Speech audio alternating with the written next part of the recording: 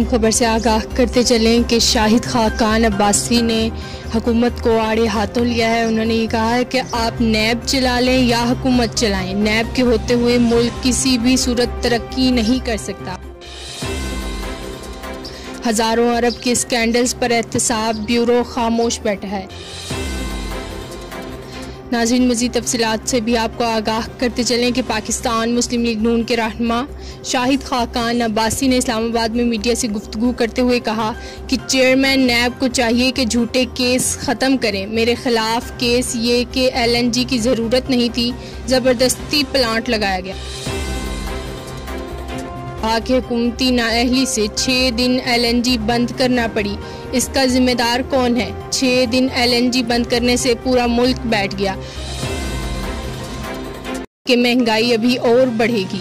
Budget pass होते ही बिजली की कीमत में 3 रुपये इजाफा हो गया है। मज़ीद किसी भी अपडेट से बाखबर रहने के लिए हमारे चैनल OQGS TV को